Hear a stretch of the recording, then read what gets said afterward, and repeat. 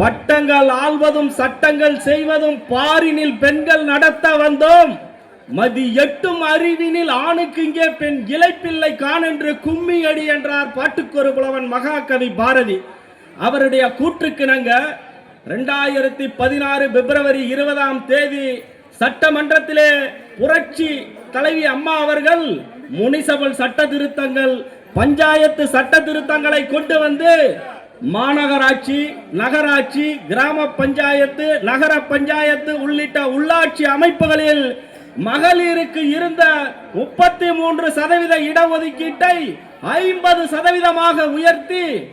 ஆட்சி அதிகார பகிர்வை மகளிருக்கு வழங்கியது புரட்சி தலைவி அம்மா தலைமையிலான அண்ணா திமுக ஆட்சி என்பதை இங்கே பெருமையோடு முழக்கமிட்டு கோடிட்டு காட்ட விரும்புகிறேன். அது மட்டுமல்லாமல் புரட்சி தலைவி அம்மா பிறந்த நாளான பிப்ரவரி 24 பெண் குழந்தைகளுக்கு பாதுகாப்பு சம்பந்தமான விழிப்புணர்வை ஏற்படுத்தும் வகையில் பெண் குழந்தைகள் பாதுகாப்பு தினமாக அனுசரிக்கப்பட்டு அரசு விழாவாக கொண்டாடப்பட்டு வந்தது. ஆனா இன்னைக்கு தமிழகத்தில் கல்லூரி செல்லும் பெண்களுக்கு பாதுகாப்பு இல்லை, பள்ளி செல்லக்கூடிய மாணவிகளுக்கு பாதுகாப்பு இல்லை, அதுபோல வேலைக்கு செல்லக்கூடிய பெண்களுக்கு பாலியல் துன்புறுத்தல்கள் நடக்குது. இதுதான் இந்த நாட்டுடைய நிலைமை. ஒரு பாதுகாப்பற்ற மாநிலமாக தமிழ்நாடு உருவாகி கொண்டிருக்கிறது என்பதை நாம் எண்ணி பார்க்க வேண்டும். அதோடு மட்டுமல்லாமல் கிராமப்புற ஏழை எளிய பெண்களுடைய வாழ்வாதாரத்தை மேம்படுத்த வேண்டும் என்ற உயரிய நோக்கத்தின் அடிப்படையில் மாண்புமிகு அம்மா அவர்கள் கறவை மாடுகள் வழங்கும் திட்டம், ஆடுகள் வழங்கும் திட்டத்தை கொண்டு வந்து நடைமுறைப்படுத்தி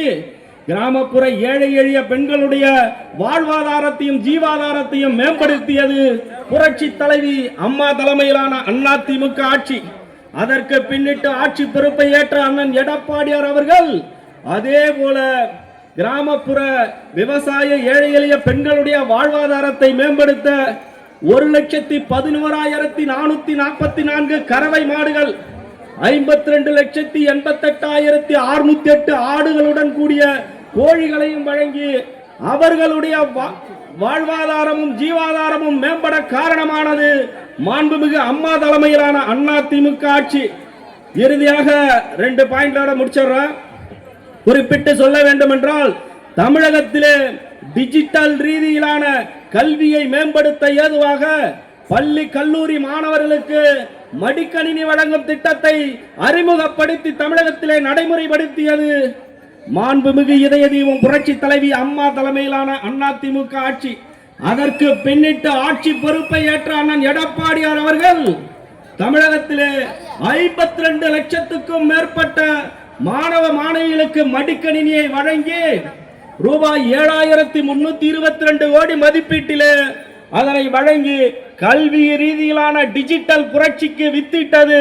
புரட்சி தமிழர் அண்ணன் எடப்பாடியார் தலைமையிலான அண்ணா திமுக ஆட்சி. அதுபோல கல்வியை, குறிப்பாக மகளிர் கல்வியை ஊக்குவிக்க வேண்டும் என்ற உயரிய கொள்கையின் அடிப்படையில் மாண்புமிகு அம்மா ஆட்சியில் பெண்களுக்கு திருமண உதவித்தொகையுடன் கூடிய தாலிக்கு தங்கம் வழங்கும் திட்டத்தை அறிமுகப்படுத்தி நடைமுறைப்படுத்தி வந்தார். பின்னிட்டு ஆட்சி பொறுப்பை ஏற்ற எடப்பாடியார் அவர்களும் 10ஆம் வகுப்பு படித்த பெண்களுக்கு 25,000 ரூபாய் திருமண உதவித்தொகையுடன் கூடிய 8 கிராம் தங்கம், அதே போல பட்டதாரி பெண்களுக்கு 50,000 ரூபாய் திருமண உதவித்தொகையுடன் கூடிய 8 கிராம் தங்கத்தை வழங்கி பெண் கல்வியை ஊக்கப்படுத்தியதோடு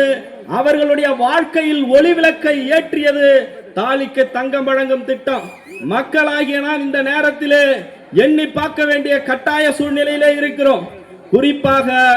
ஏழை எளிய மக்கள், அடித்தட்டு மக்கள், வேலைக்கு செல்கிற பாட்டாளி வர்க்கத்தினர் ஆகியோர் பசிப்பினி நீங்கி உணவுண்டு அவர்கள் பணியை செய்ய வேண்டும் என்ற நோக்கத்தின் அடிப்படையில் அம்மா உணவகம் திட்டத்தை கொண்டு வந்து நடைமுறைப்படுத்தி மக்களுக்கு பசிப்பினியை நீக்கியது புரட்சி தலைவி அம்மா தலைமையிலான அண்ணா திமுக ஆட்சி. அதற்கு பின்னிட்டு ஆட்சி பொறுப்பை ஏற்ற அண்ணன் எடப்பாடியார் அவர்கள் உலகையே அச்சுறுத்திய கொரோனா காலத்திலும் அம்மா உணவகத்தின் மூலம் விலையில்லா உணவுகளை இந்த ஏழை எளிய மக்களுக்கு வழங்கினார்கள். அதுபோல அந்த கொரோனா காலத்தில் ரேஷன் கடைகளில் விலை இல்லாமல் மக்களுக்கு உணவுப் பொருட்களை வழங்கி இந்த மக்களை காத்தது அண்ணா திமுக ஆட்சி என்பதை இங்கு பெருமையோடு முழக்கமிட்டு கோடிட்டு காட்ட விரும்புகிறேன். அது மட்டுமல்லாமல் புரட்சி தலைவி அம்மா தலைமையிலான ஆட்சியில் சோலார் பேனல்களால் இயங்கக்கூடிய மின்சாதன பொருட்களை இயக்கக்கூடிய பசுமை வீட்டு திட்டத்தை கொண்டு வந்து நடைமுறைப்படுத்தி நிலத்தடி நீரை சேகரிக்கும் வண்ணம் மழை நீர் சேகரிப்பு முறையை அறிமுகப்படுத்தி செயல்படுத்தினார் என்பதை நாம் எல்லோரும் அறிவோம். அதுபோல நாட்டில் பார்த்தீங்கன்னா கடந்த 2011ஆம் ஆண்டு சிறு குறு குடும்பங்கள் நடுத்தர குடும்பங்களை வஞ்சித்து வந்த சீரழித்து வந்த லாட்டரி அரக்கன் என்ற அரக்கனை தமிழகத்தை விட்டு ஒரே நாளில் ஒரே இரவில் ஒரே கையெழுத்தில் தமிழகத்தை விட்டு விரட்டி அடித்து லாட்டரி தடை சட்டத்தை கொண்டு வந்தது மாண்புமிகு இதய தெய்வம் புரட்சி தலைவி அம்மா தலைமையிலான அண்ணா திமுக ஆட்சி. அதோடு மட்டுமல்லாமல் குறிப்பா திமுக என்றாலே நில அபகரிப்பு, திமுக ஆட்சி என்றாலே நில அபகரிப்பு. கடந்த 2006 முதல் 2011 வரையிலான திமுக ஆட்சியில பல்வேறு வகையில நில அபகரிப்பு சம்பவங்கள் ஏற்பட்டது. அதற்கு பின்னிட்டு ஆட்சி பொறுப்பை ஏற்ற மாண்புமிகு அம்மா அவர்கள் 36 சிறப்பு பிரிவுகளை அமைத்து நில அபகரிப்பாளர்களின் இடமிருந்து அந்த நிலத்தை மீட்டு நில உரிமையாளர்களுக்கு வழங்கினார்கள். அது மட்டுமல்லாமல் நில அபகரிப்பு வழக்குகளை தனி நீதிமன்றங்கள் விசாரிக்க அரசாணை உத்தரவிட்டார்கள். அதுபோல மாண்புமிகு அம்மா அவர்கள் தமிழகத்திலே கல்வி வேலை வாய்ப்புகளில் 69% இடஒதுக்கீட்டில் நாம் பயனடைய ஏதுவாக தமிழகத்திலே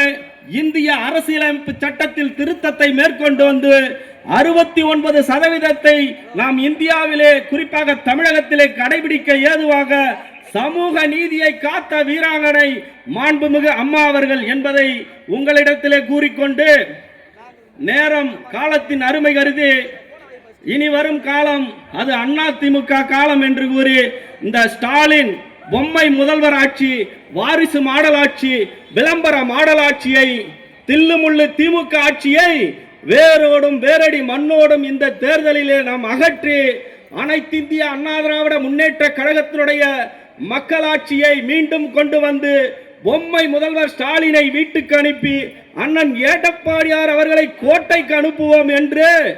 இந்த மாண்புமிகு அம்மா அவர்களுடைய பிறந்த நாள் விழா பொதுக்கூட்டத்திலே நாம் சபதம் ஏற்போம் என்று கூறி 2026 அது நமக்கு வெற்றி வரலாறு என்று கூறி இந்த அரியதொரு வாய்ப்பை வழங்கிய கழகத்திற்கும் மக்களுக்கும் நன்றி கூறி விடைபெறுகிறேன். நன்றி, வணக்கம். ஒரு குடும்பத்தில் ஆண் கல்வி கற்றால் அது அந்த தனி மனிதனுக்கு மட்டுமே பயனுடையதாக இருக்கிறது. அதுவே ஒரு பெண் கல்வி கற்றால் அந்த குடும்பத்திற்கு அறிவு புகட்டுவதன் மூலம் அந்த குடும்பத்தையே பல்கலைக்கழகமாக மாற்றிவிடுகிறது என்று கூறினார் பாவேந்தர் பாரதிதாசன். அவர்களுடைய கூற்றுக்கிணங்க தமிழகத்தில் பெண் கல்வியை மேம்படுத்த வேண்டும் என்ற உயரிய கொள்கையின் அடிப்படையில் 1984ஆம் ஆண்டு கொடைக்கானலிலே அன்னை தெரசா மகளிர் பல்கலைக்கழகத்தை கொண்டு வந்து நடைமுறைப்படுத்தி அதோடு தமிழகத்தில் நவீன மருத்துவக் கல்லூரிகள், சித்தா யுனானி பாரம்பரிய பல்கலைக்கழகங்கள், மதுரையிலே குறிப்பாக தஞ்சையிலே 1000 ஏக்கரிலே தமிழ் பல்கலைக்கழகம் என்று தமிழகத்தில் பெண் கல்வியை உறுதி செய்து கல்வி மேம்பட காரணமானவரும் தமிழகத்தினுடைய முன்னாள் முதலமைச்சரும் அனைத்திந்திய அண்ணா திராவிட முன்னேற்ற கழகத்தினுடைய நிறுவனரும் புரட்சி தமிழர் அவர்களுக்கு முன்னோடியாக திகழ்கிற புரட்சி தலைவர் டாக்டர் எம்ஜிஆர் அவர்களை வணங்கி சமூகத்திலே தலைவிரித்தாடிய பெண் சிசு கொலை, பாலின ரீதியிலான கருக்கலைப்புகள் இவற்றை தடுத்து நிறுத்த வேண்டும். மனித வளத்தையும் மனித குலத்தையும் அழிவிலிருந்து காக்க வேண்டும் என்ற உயரிய கொள்கையின் அடிப்படையில் 1991ஆம் ஆண்டு தமிழகத்திலே தொட்டில் குழந்தை திட்டம் என்ற மகத்தான திட்டத்தை கொண்டு வந்து நடைமுறைப்படுத்தி வெற்றி கண்டு அதன் காரணத்தால் ஐக்கிய நாடுகள் கூட்டமைப்பால் மிகுந்த பாராட்டை பெற்ற உலகின் ஒப்பற்ற முதல்வர், இந்தியாவுடைய இரும்பு பெண்மணி, மாண்புமிகு இதய தெய்வம் புரட்சி தலைவி அம்மா அவர்களை வணங்கி, தமிழகத்தில் குறிப்பாக நாட்டில் கல்வியை மேம்படுத்துவதன் மூலமாகத்தான் நாட்டில் பொருளாதார முன்னேற்றத்துக்கு வழிவகுக்க முடியும் என்ற உயரிய லட்சிய பார்வையில் கடந்த அதிமுக ஆட்சி காலத்தில் ஒரே ஆண்டில் 11 மருத்துவக் கல்லூரிகள், 7 சட்டக் கல்லூரிகள், 21க்கும் மேற்பட்ட பல் தொழில்நுட்ப கல்லூரிகள், 40க்கும் மேற்பட்ட கலை அறிவியல் கல்லூரிகள் மற்றும் கால்நடை ஆராய்ச்சி மருத்துவ கல்லூரிகள் என்று தொடங்கி அரசு பள்ளி மாணவர்கள் மருத்துவம் பயில ஏதுவாக மருத்துவ கல்வியில் 7.5% இடஒதுக்கீட்டை முதலமைச்சருடைய தனி அதிகாரத்தின் கீழ் சட்டமாக்கி ஏழை எளிய அரசு பள்ளி மாணவர்களுடைய மருத்துவ கனவை நிறைவேற்றிய அனைத்திந்திய அண்ணா திராவிட முன்னேற்ற கழகத்தினுடைய 3ஆம் தலைமுறை, தமிழகத்தினுடைய முன்னாள் முதலமைச்சர், தமிழகத்தினுடைய இந்நாள் சட்டமன்ற எதிர்க்கட்சி தலைவர், கழகம் காத்த மாவீரர் புரட்சி தமிழர் அண்ணன் எடப்பாடியார் அவர்களுடைய ஆணைக்கிணங்க இன்றைக்கு மாண்புமிகு இதய தெய்வம் புரட்சி தலைவி அம்மா அவர்களுடைய பிறந்த நாள் விழா பொதுக்கூட்டத்தில் நாம் கூடியிருக்கிறோம். இந்த கூட்டத்தினுடைய தலைவரும் தமிழக மக்களிடத்திலே குறிப்பாக தனது வெள்ளந்தி சிரிப்பால் கோடான கோடி தொண்டர்களின் இதயங்களை கொள்ளையடித்தவரும், மக்களின் மனதில் நீங்க இடம் பிடித்தவரும், புரட்சி தமிழர் அண்ணன் எடப்பாடியாரிடத்திலே மிகுந்த அன்பை பெற்றவரும், வர இருக்கும் 2026 அமையக்கூடிய அண்ணன் எடப்பாடியார் அமைச்சரவையிலே முக்கிய அங்கம் வகிக்கக்கூடியவரும், இந்த கள்ளக்குறிச்சி மாவட்டத்தை கட்டுக்கோப்பாக வழிநடத்தி வரும் இந்த மாவட்ட கழகத்தினுடைய செயலாளர், ஆற்றல் மிக்க போர் வீரர் அண்ணன் குமரகுரு அவர்களுக்கும், மேலும் இங்கே பொதுக்கூட்டம் என்று சொன்னார்கள், ஆனால் இங்கு வந்து பார்த்தால் அண்ணன் அவர்கள் ஒரு மாநாட்டை ஏற்பாடு செய்திருக்கிறார்கள் என்பது மிகுந்த பெருமையாக இருக்கிறது. இந்த கூட்டத்திற்கு துவக்க உரை நல்கியிருக்கிற ஒன்றிய கழகத்தினுடைய செயலாளர் அண்ணன் துரைராஜ் அவர்களுக்கும், மேலும் இந்த மணலூர்பேட்டை நகர கழகத்தினுடைய செயலாளர் அண்ணன் ரமேஷ் அவர்களுக்கும், மேலும் இந்த அறிவிப்பிலே பெயர் போட்டிருக்கிற அத்துணை நல்ல உலங்களுக்கும், மேலும் இங்கே திரளாக கூடியிருக்கிற, குறிப்பிட்டு சொல்ல வேண்டும் என்றால், நம்மை நோக்கி பாய்ந்து வருவது ஈட்டியாக இருந்தாலும் சாய்ந்து விடாமல் நெஞ்சுரத்தோடு அதை எதிர்கொள்கிற வலிமை மிக்க அனைத்திந்திய அண்ணா திராவிட முன்னேற்ற கழகத்தினுடைய தொண்டர்களாகிய உங்களுக்கும், மேலும் சகோதர சகோதரிகளுக்கும், தாய்மார்களுக்கும், இளைஞர்களுக்கும், மேலும் இங்கே கூடியிருக்கிற ஊடகத்துறை நண்பர்களுக்கும், இந்த பொதுக்கூட்டத்திற்கு பாதுகாப்பு வழங்கி கொண்டிருக்கிற காவல்துறை நண்பர்களுக்கும், மேலும் புரட்சி தலைவர் எம்ஜிஆர், மாண்புமிகு அம்மா அண்ணன் எடப்பாடியார் ஆகியோர்களுடைய உண்மை விசுவாசிகள், கழக முன்னோடிகள், உங்கள் அத்துணை பேருக்கும் என் முத்தான முதற்கண் வணக்கத்தை இங்கே பதிவு செய்ய கடமைப்பட்டிருக்கிறேன். அதோடு மட்டுமல்லாமல் மாண்புமிகு இதய தெய்வம் புரட்சி தலைவி அம்மா அவர்கள் தனது ஆட்சி காலத்திலே பல்வேறு விதமான மக்கள் நல திட்டங்களை கொண்டு வந்து நடைமுறைப்படுத்தி ஏழை எளிய மக்கள், அடித்தட்டு மக்கள், வறுமை கோட்டிலே பின்தங்கிய நிலையிலே இருக்கிற மக்கள் அவர்களுடைய வாழ்வு மேம்பாடு அடைய வேண்டும் என்பதற்காக தனது வாழ்நாளையே அர்ப்பணித்து பல்வேறு திட்டங்களையும் நிரந்தரமான சட்டங்களையும் கொண்டு வந்தார். குறிப்பிட்டு சொல்ல வேண்டும் என்றால்,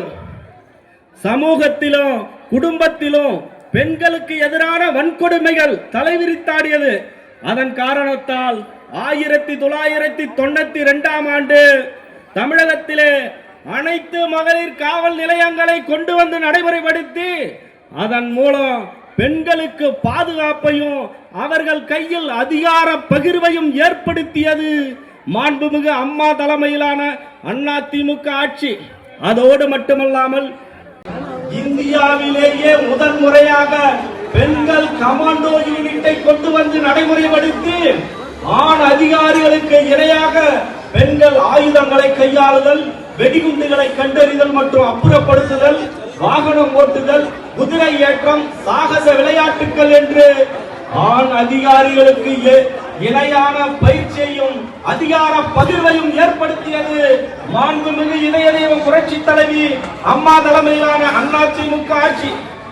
இந்த சிறப்பு வாய்ந்த கூட்டத்திலே சிறப்புரை நல்க இருக்க இங்கே வருகை தந்திருக்கும் கழக அமைப்பு செயலாளர் முன்னாள் அமைச்சர் சகோதரியார் வளர்மதி அவர்களுக்கும், மேலும் இந்த சிறப்பு வாய்ந்த கூட்டத்திலே கலந்து கொண்டு சிறப்பித்துக் கொண்டிருக்கிற திரைப்பட இயக்குனர் ஜெயபிரகாஷ் அவர்களுக்கும் மற்றும் இங்கே வருகை தந்து சிறப்பித்துக் கொண்டிருக்க அத்தனை பேரையும் வருக வருக என்று வரவேற்று